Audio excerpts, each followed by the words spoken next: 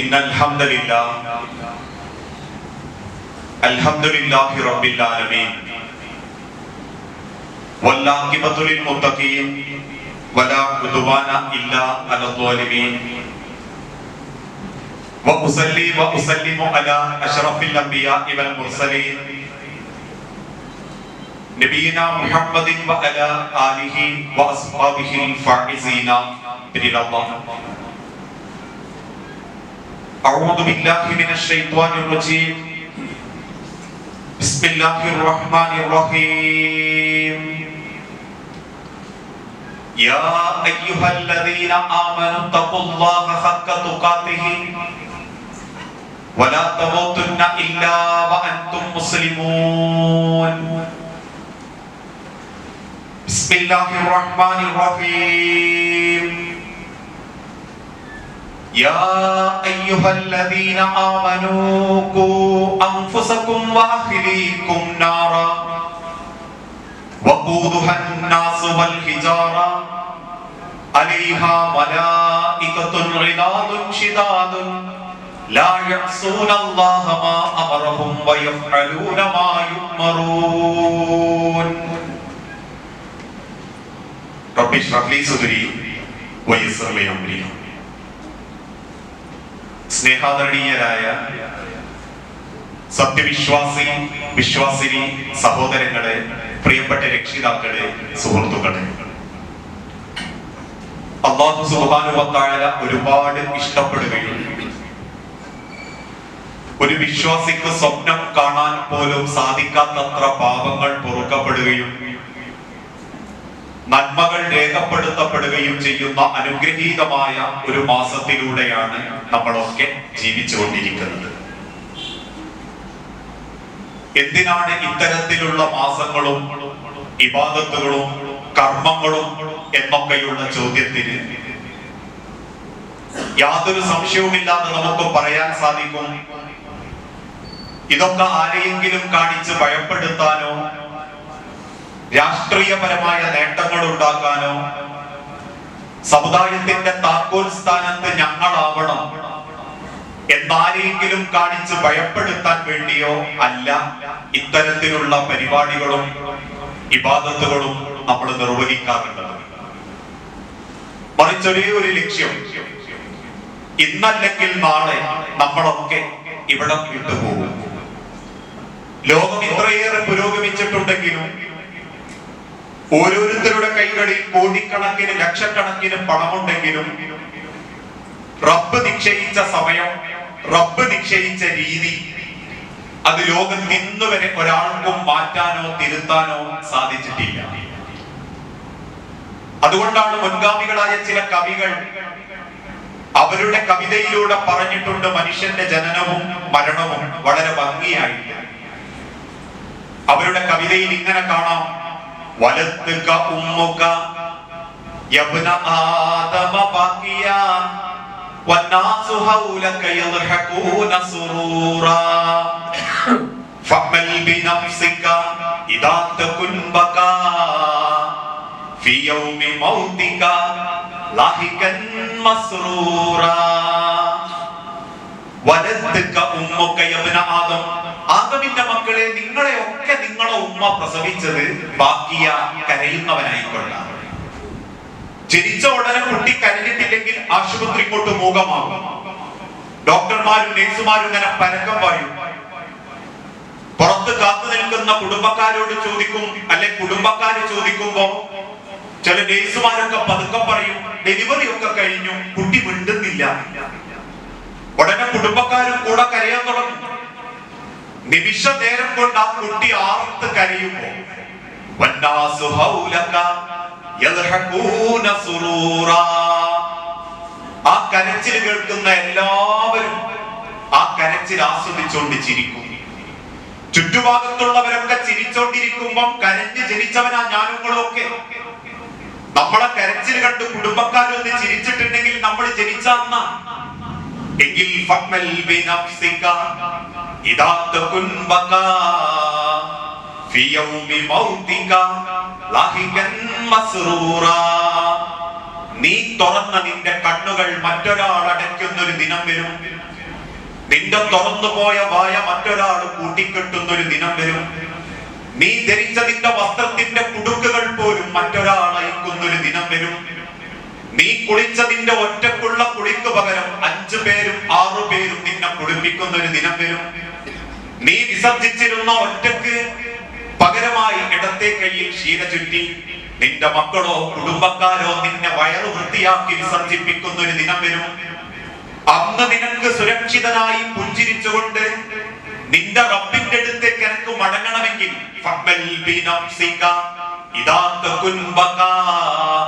എന്റെ ചുറ്റുമുള്ള കുടുംബക്കാരൊക്കെ നിന്നെ ഓർത്ത് കണ്ണീരും സങ്കടമായിട്ട് നിൽക്കുമ്പോ അവർക്ക് നടുവിൽ സന്തോഷത്തോടെ എന്റെ റബ്ബിന്റെ അടുത്തേക്ക് എനിക്ക് പോകണമെങ്കിൽ നിനക്ക് നീ അധ്വാനിക്കണം. നിന്റെ പേരോ തറവാടോ പണമോ ദുനിയാവിലുള്ള സ്റ്റാറ്റസോ പദവിയോ ഇതൊന്നും നിന്റെ കബറിലേക്ക് പടച്ചോൻ എനിക്ക് പ്രത്യേക പരിഗണന തരൂല. സൗദി അറേബ്യയിലെ ഗ്രാൻഡ് മുഫ്തി മരിച്ചപ്പം വെച്ചത് ആറടി മണ്ണിലാണ്. ഈ കാട്ടുകുളങ്ങര പ്രദേശത്ത് റോഡ് വക്കിൽ ഒരു ഐസുണ്ടി വരതി വെക്കുന്നോ മരിച്ചാലും മൊയ്തീൻകുട്ടിക്ക മരിച്ചാലും വെക്കുന്നത് 6 അടി മണ്ണിലാണ്. പടച്ചോന്റെ ദുനിയാവെന്ന് ശ്വാസം തലച്ച് മണ്ണുക്ക് വീണ ആ മണ്ണിന്റെ അടിയിലേക്ക് മാറ്റുന്നവൻ ഒരൊറ്റ പേരുള്ളൂ, മയ്യത്ത്. അത് റബ്ബ് ഏത് നിമിഷവും കൊണ്ടുപോകാൻ ഇങ്ങനെ കാത്തു നിൽക്കുന്നുണ്ട് അല്ലേ? ഇശാഖ് ജമാഅത്തിന് വാപ്പാന്റെ കൂടെ ജമാഅത്തായിട്ട് നിസ്കരിച്ച 4 മക്കള് സുബഹി ജമാഅത്തിന്റെ മുൻപ് പടച്ചോന്റെ അടുത്തേക്ക് പോയി. ചിന്തിക്കാൻ പറ്റുമോ? ഒന്നിനെ പടച്ചോൻ കൊണ്ടുപോയിരിക്കുന്ന നമ്മൾ പറയാ. 4 ആൺകുട്ടികളിൽ 4നെ അള്ളാഹു കൊണ്ടുപോയ കാഴ്ച. ഏതാനും ചില ദിവസങ്ങൾക്ക് മുൻപ് കോഴിക്കോട് കരിപ്പൂർ വിമാനത്താവളത്തിൽ ഒരു മരണം ഉണ്ടായിരുന്നു. 5 കൊല്ലായിട്ട് ആ ചെറുപ്പക്കാരൻ പ്രവാസിയാണ്. വാപ്പന്റെ പേരിലുള്ള കുറച്ച് കടവും പഴയ വീടൊക്കെ ഒന്ന് പൊളിച്ച് നന്നാക്കണം എന്നുള്ള പൂതിയും വെച്ചുള്ളതൊക്കെ നുള്ളിപ്പെറുക്കി പ്രവാസിയായ നാട്ടിൽ വൃദ്ധരായ മാതാപിതാക്കളുണ്ട്, ഒരു സാധുവായ പെൺകുട്ടിയുണ്ട്, 2 പെൺകുട്ടികളുണ്ട്, ചെറിയ മക്കളും. 5 കൊല്ലത്തിന് ശേഷം റമദാനിന്റെ 2 മാസം മുൻപ് കരിപ്പൂരിക്ക് വിമാനം കയറി. വിമാനം ലാൻഡ് ചെയ്തപ്പോൾ എഴുന്നേറ്റ് നിന്നും തൊട്ടടുത്തുള്ള ആളോട് ചോദിച്ചു, നമ്മൾ കരിപ്പൂർ എത്തിയില്ലേ? ആ എത്തി എന്ന് കേട്ടപ്പോൾ അൽഹംദുലില്ലാ എന്നും പറഞ്ഞ് പിന്നിലേക്ക് ചാരിക്കടന്നു. മിനിറ്റുകൾക്കപ്പുറം ആ വിമാനത്തിലുള്ള 148 യാത്രക്കാരും പുറത്തേക്ക് പോയി. ഈ സാധു മകനെ കാത്തിരിക്കുന്ന ഒരു വാപ്പയമ്മയും ആ കരിപ്പൂര വിമാനത്താവളത്തിന്റെ പുറത്ത് കമ്പിവേലിന്റെ പുറത്തുണ്ട്. 5 കൊല്ലത്തെ വിരഹത്തിന്റെ വേദനയായിട്ട് കാത്തുനിന്ന ഒരു പെണ്ണുണ്ട്. വാപ്പാനെ കാണാൻ പൂതി വെച്ച് വാപ്പാന്റെ പെട്ടിക്ക് കാത്തു നിൽക്കുന്ന 2 പൈതൽ ചെറിയ പെൺകുട്ടികളും ഉണ്ട്.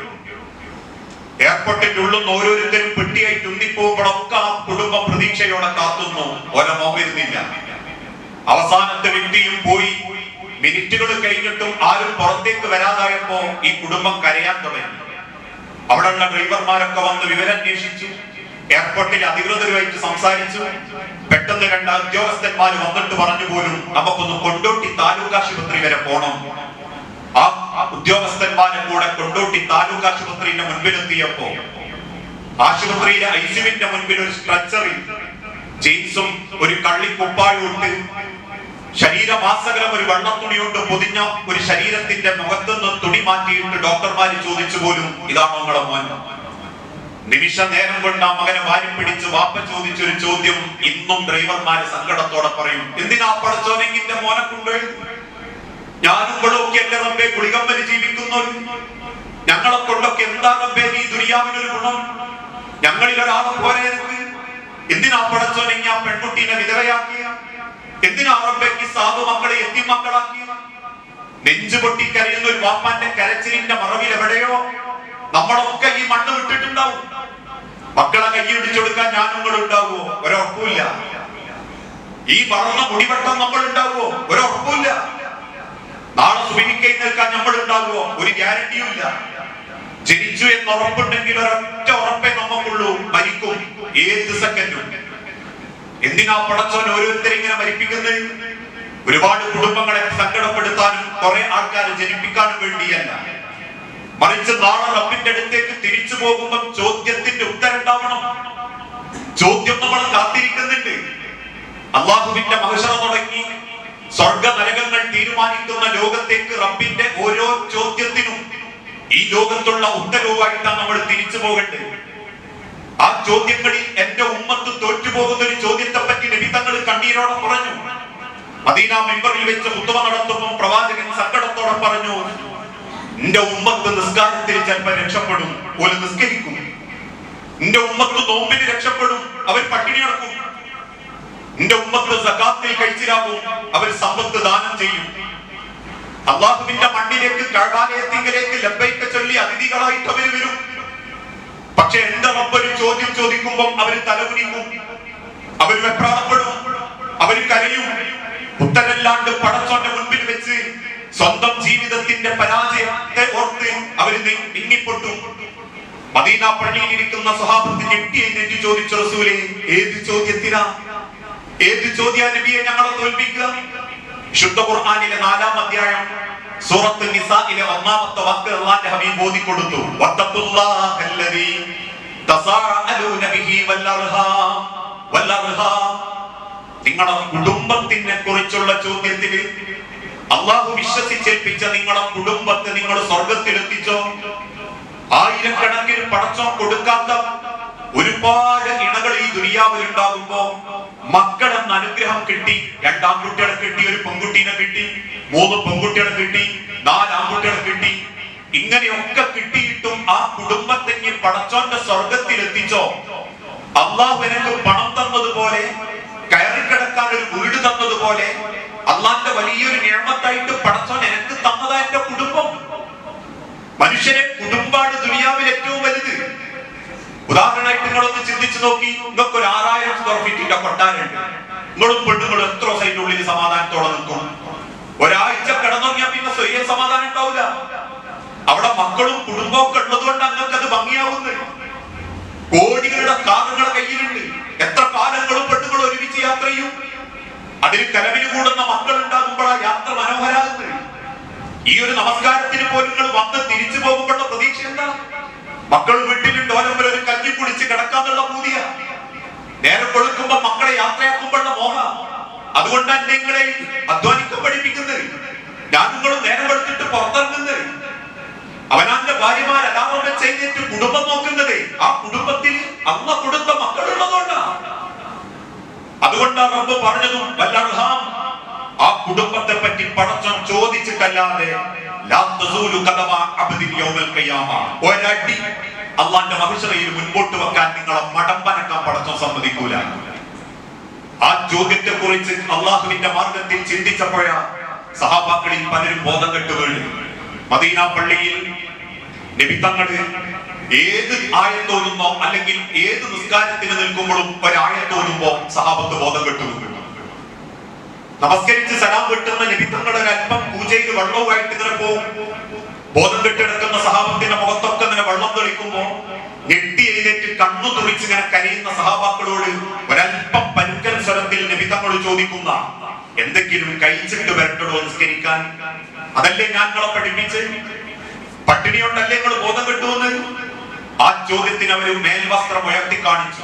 പരന്ന പാറക്കല്ല് വയറ്റ തീത്തപ്പന നാരുകൊണ്ട് സഹാബത്തിനെ മുറുക്കി കെട്ടിയിട്ടുണ്ട്. എന്നിട്ട് അവർ വിങ്ങിപ്പൊട്ടിയിട്ട് പറഞ്ഞു, നബിയെ, സുജൂദ് പോകുമ്പോ കിടന്നു ആണ്ടിക്കാൻ, റുകൂ പോകുമ്പോ കുമ്പിട്ട് വീണു പോകാതിരിക്കാൻ ഈ പാറക്കല്ല് ഞങ്ങളെ പട്ടിണിയെ കരുതും നബിയെ. ഈ പാറക്കല്ല് ഞങ്ങളെ സഹായിക്കും. പിന്നെ എന്തിനാ സഹാബത്തെ നിങ്ങൾ ബോധം കെട്ട്? നബി തങ്ങളുടെ മുഖത്ത് നോക്കി സഹാബത്ത് പറഞ്ഞു, റസൂലേ, നിങ്ങൾ ഓതിയ ആയത്ത് അത് ഹൃദയത്തിലെത്തിയപ്പം നെഞ്ഞു പടയുന്ന പോലെ തോന്നി, കണ്ണ് മറയുന്നത് പോലെ തോന്നി. ഞങ്ങൾ പോലും അറിയാതെ ഞങ്ങൾ ബോധം കെട്ടുകയല്ല. ഏതാ സഹാബത്തിനെ ഏറെ കരയിപ്പിച്ച ബോധം കെടുത്തിയ ആയത്ത്? യാ അയ്യുഹല്ലദീന ആമനൂ ഖൂ അൻഫുസകും വഅഹ്ലീകും നാറാ വഖൂദുഹൻ നാസു വൽ ഹിജാറ അലൈഹാ മലായികത്തുൻ ഗിലാദുൻ ശിദാദുൻ ലാ യഅസൂന അല്ലാഹ മാ അമറഹും വയഫ്അലൂന മാ യുമറൂൻ. യാ അയ്യുഹല്ലദീന ആമനൂ, അല്ലയോ സത്യവിശ്വാസികളെ. പടച്ചോൻ വിളിച്ചത് കാഫിരീങ്ങളെയല്ല, ഇന്നുവരെ പള്ളിയിൽ വരാത്ത കാഫിരീങ്ങളെയല്ല. പടച്ചോൻ വിളിച്ചത് മുർത്തദീങ്ങളെയല്ല. അല്ലാഹ് വിളിച്ചത് അല്ലാഹുവിന്റെ ദീനിനെ ധിക്കരിച്ചവരെയല്ല. യാ അയ്യുഹല്ലദീന ആമനൂ, അല്ലാഹുവിനെ വിശ്വസിച്ച മുഅ്മിനീങ്ങളെ, അല്ലാഹു അല്ലാത്ത ഒരാളെ നേരെയും പ്രാർത്ഥിക്കാത്ത മുഅ്മിനീങ്ങളെ, 5 വക്ത് നിസ്കരിക്കുന്ന മുഅ്മിനീങ്ങളെ, നിങ്ങൾ നിങ്ങളെ പടച്ചോന്റെ നരകത്തിൽ നിന്ന് കാക്കണം. നിങ്ങൾ നിങ്ങളെ അള്ളാന്റെ നരകത്തിൽ നിന്ന് കാക്കണം. ഇത് കേൾക്കുമ്പോ ചില വാപ്പാരൊക്കെ പറയലുണ്ട്, ഞാൻ പള്ളിക്ക് പോകലുണ്ട്, പക്ഷെ മക്കളെവിടെ? ഞാൻ തറാവിക്കൊക്കെ കൃത്യമായിട്ട് പങ്കെടുക്കും, മക്കളെവിടെ? ഞാൻ ഖുർആൻ ക്ലാസ്സിന് പെണ്ണുങ്ങളും പോവും, ഞാനും പോവും. 10 ആഴ്ച തോന്നാണ്ട് ഞാൻ വീട്ടിൽ നിന്ന് പുറത്തു പോലില്ല. മക്കളെവിടെ?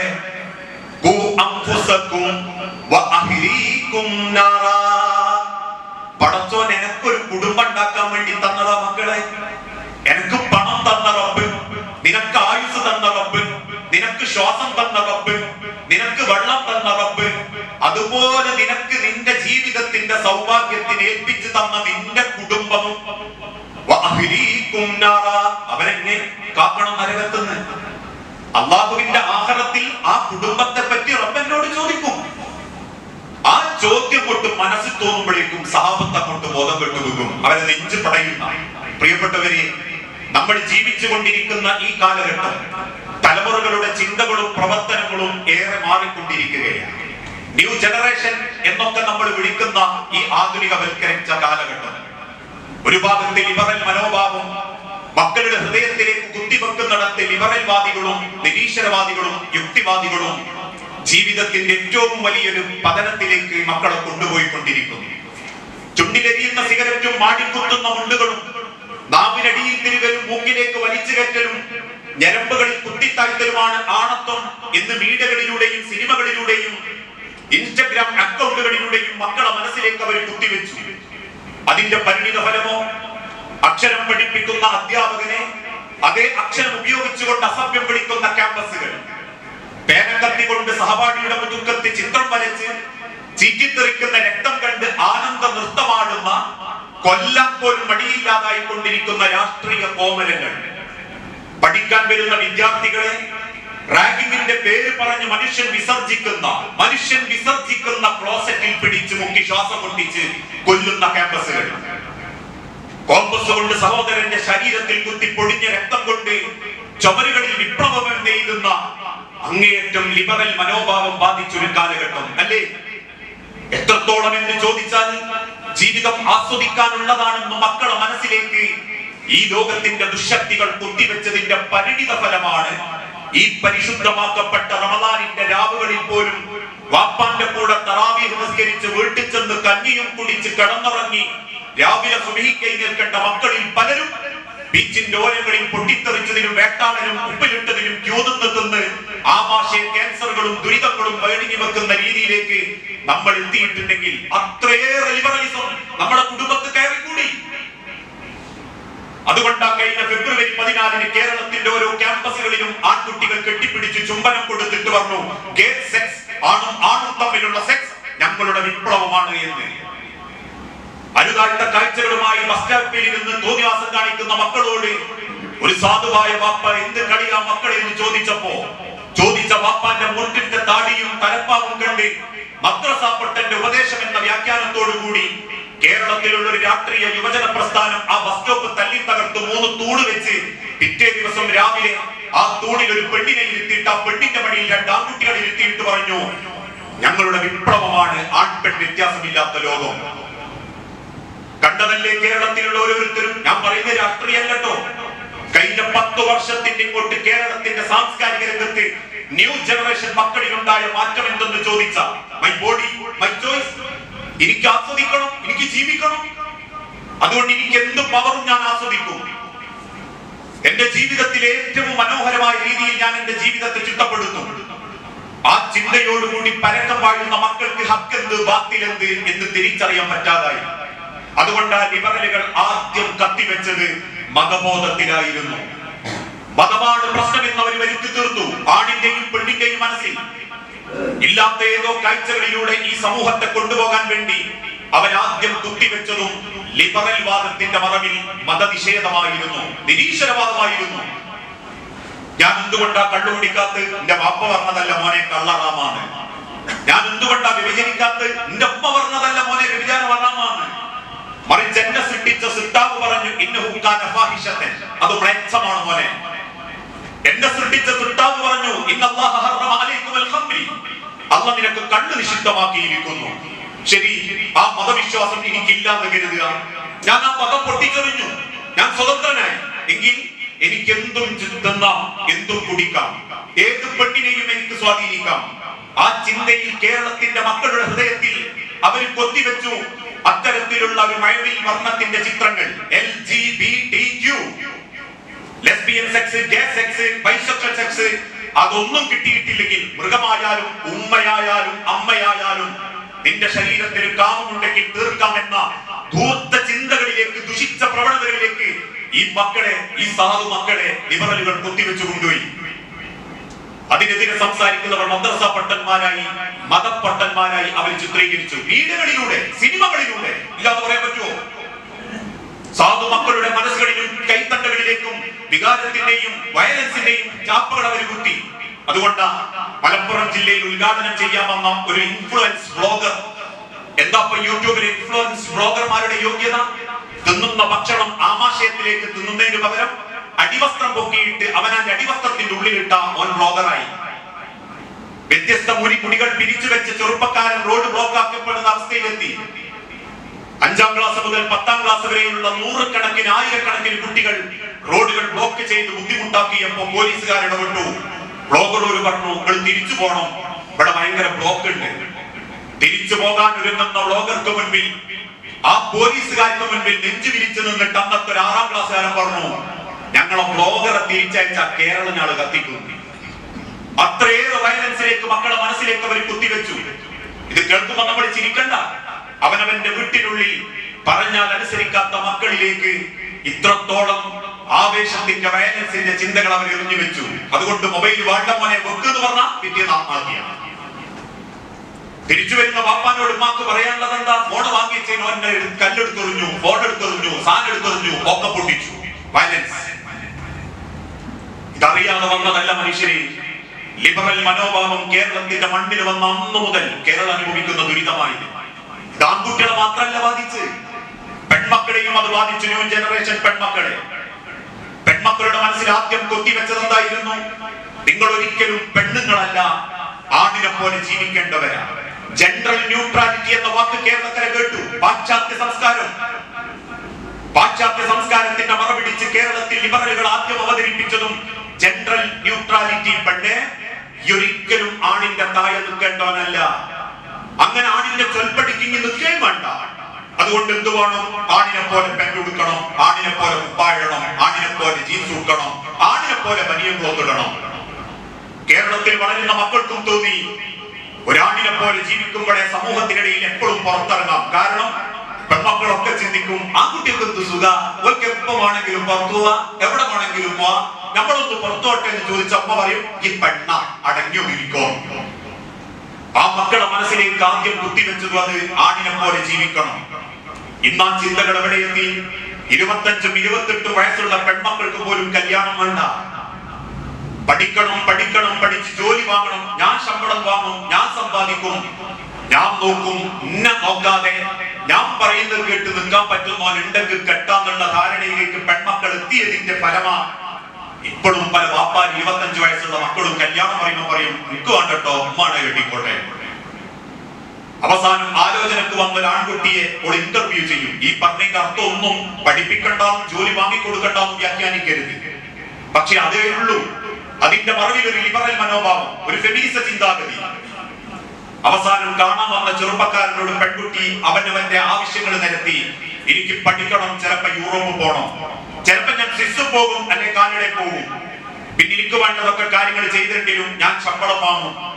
ആ ശമ്പളം ഞാൻ എനിക്ക് ഇഷ്ടമുള്ള ജീവിത സൗകര്യത്തിന് ഉപയോഗിക്കും. എനിക്ക് കുറെ ആന്റി ഫ്രണ്ട്സുകൾ ഉണ്ടാകും, എനിക്ക് സൺഷൈൻ കാണാൻ പോകേണ്ടി വരും, സൺസെറ്റ് കാണാൻ പോകേണ്ടി വരും, ഹാപ്പി ന്യൂ ഇയർ പോകേണ്ടി വരും. അങ്ങനത്തെ പലതും ഉണ്ടാവും. രാത്രി പകലെന്നുള്ള വ്യത്യാസമൊന്നും ഉണ്ടാവരുത്. എന്നെ നിയന്ത്രിക്കാനാണ് ഞാൻ കെട്ടേണ്ടത്. ആ നിബന്ധനയുടെ പേരിൽ ഇപ്പൊ എത്ര കുടുംബങ്ങളിലാണ്. കാരണം പാശ്ചാത്യ സംസ്കാരം ലിബറലുകൾ വീണ്ടും രണ്ടാമതായി കുത്തിവെച്ചു. ആണിന്റെ മാതിരി ജീവിക്കും എനിക്ക് നഷ്ടപ്പെടുന്നത് നിന്റെ ജീവിത സുഖാണെങ്കിൽ വിവാഹത്തിന്റെ മുൻപേ അത് കിട്ടും. അതിന് ലിവിംഗ് ടുഗദറുകൾ കൊണ്ടുവന്നു, അവസാനം ഡേറ്റിങ്ങുകൾ കൊണ്ടുവന്നു, ഇപ്പൊ പരിഷ്കരിച്ച പുതിയൊരു പതിപ്പ് കൊണ്ടുവന്നു. ബെസ്റ്റികളായി അവതരിപ്പിക്കപ്പെടുന്നത്. ഒരു കാലഘട്ടത്തിൽ അവിഹിതമാക്കപ്പെട്ട ഏതെങ്കിലും ഒരാണും പെണ്ണും ഒരു റൂമിന്റെ ഉള്ളിൽ നമ്മൾ പറയും ജാരനാണ്. ഇന്ന് ആ വാക്കിന് പരിഷ്കരിച്ചൊരു പേര് കൊടുത്തു. അനുവദിക്കപ്പെടാത്ത ആണിന്റെ കൂടെ പോയാലും ഓ ബെസ്റ്റിയാ, ഓള് ബെസ്റ്റിയാ. മംഗലാപുരത്തേക്ക് പഠിക്കാൻ വിട്ട പെൺകുട്ടി ആഴ്ച അവധിയുണ്ടെന്ന് കേട്ടപ്പോ അമ്മ വിളിച്ചപ്പോ പറഞ്ഞു ഞാൻ കമ്പയർ സ്റ്റഡിക്കാം. 3 ദിവസങ്ങൾക്കപ്പുറം കോഴിക്കോട് എരഞ്ഞിപ്പാലത്തെ ഫ്ലാറ്റിൽ ആൺ സുഹൃത്തിന്റെ റൂമിൽ ഒരു ഫാനിൽ ആ പെൺകുട്ടി തൂങ്ങി ആത്മഹത്യ ചെയ്തു. പരിശോധിക്കാൻ വന്ന ആളുകളോട് നാട്ടുകാരും കുടുംബക്കാരും പറഞ്ഞത് അത് ഓളെ ബെസ്റ്റിയാന്നാ, ഓന്റെ ബെസ്റ്റിയാന്നാ അവര് പറഞ്ഞത്. ആധുനികവൽക്കരണം എത്രത്തോളം നമ്മുടെ കുടുംബത്തിൽ എത്തി എന്നുള്ളതിന്റെ ഏറ്റവും വലിയ സങ്കടം. 15 സെക്കൻഡിന്റെ ഇൻസ്റ്റഗ്രാമിൽ ഇൻഡിവിജ്വൽ അറ്റൻഷൻ നഷ്ടപ്പെട്ട് 10 സെക്കൻഡിന്റെ അടുത്ത് തോണ്ടിയെറിഞ്ഞ് അടുത്തതിലേക്ക് ആവേശത്തോടെ കണ്ണുകൾ പായിപ്പിക്കുന്ന ഒരു ജനറേഷനിലേക്ക് നമ്മൾ മാറി. കേൾക്കാൻ താല്പര്യമില്ലാത്ത വാക്കുകൾക്ക് മുൻപിൽ ചെവി കൊട്ടിയടച്ച് സംസാരിക്കുന്നവർക്ക് നേരെ വൃത്തികേടുകൾ പറയാൻ മക്കൾ തയ്യാറായി. ഞാൻ ഇതൊക്കെ പറയുന്നത് രക്ഷിതാക്കളെ, അപകടകരമായ ഒരു അവസ്ഥയിലേക്കാണ് നമ്മുടെ സമൂഹം നീങ്ങിക്കൊണ്ടിരിക്കുന്നത്. അതിന്റെ ഭവിഷ്യത്തുകളായി ഇന്ന് നാട് അനുഭവിച്ചുകൊണ്ടിരിക്കുന്നു.